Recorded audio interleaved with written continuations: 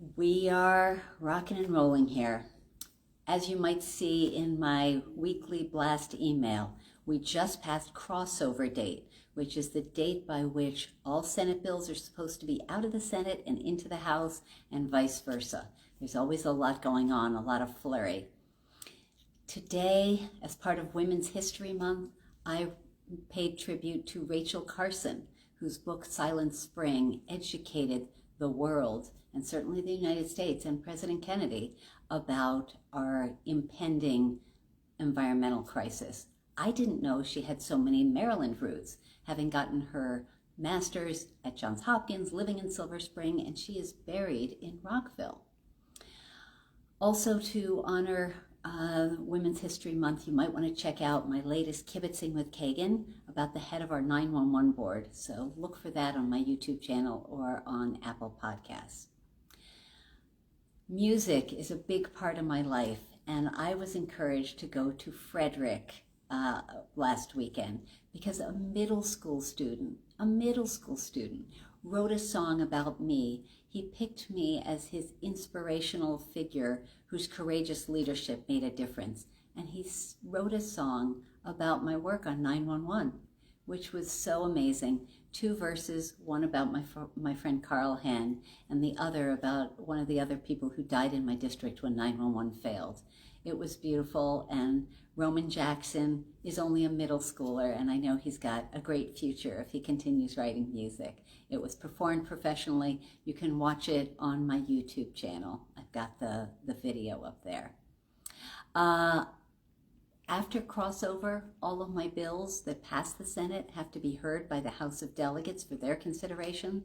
I had 7 bill hearings this year, and it looks like I've got 9 next week, which is crazy. 7 this week in 2 different committees over 2 days. So it was a lot of back and forth and running around, but hopefully they were well received and will move through the House. Many already have House sponsor and have already passed the House and will be heard in the Senate. Sorry, I'm trying to read my notes. The budget, there is a framework. It is not the budget. There is a framework that the governor, the House, and the Senate Budget Committee have been negotiating and struggling with. Definitely check out my email, my weekly email, for some of the details. But the cool thing is that 94% of Marylanders will either see a tax cut or no change to their income tax rate, which is pretty amazing in these tough times. We started session with about a $3 billion, with a B, $billion shortfall, and plus everything that the Trump-Musk administration is exacerbating that, making it infinitely worse, with people being summarily fired and therefore not paying taxes, not going out for dinner so much. That's all a problem. And then I'm just going to close with something kind of unexpected from last week. The governor appoints thousands of Marylanders, nominates them to the hundreds of boards and commissions we have.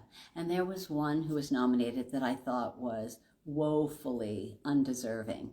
And I spoke on the Senate floor and explained my views about our former 25-plus year failed administrator of elections, that I had to ultimately sponsor a bill to fire her, which was crazy.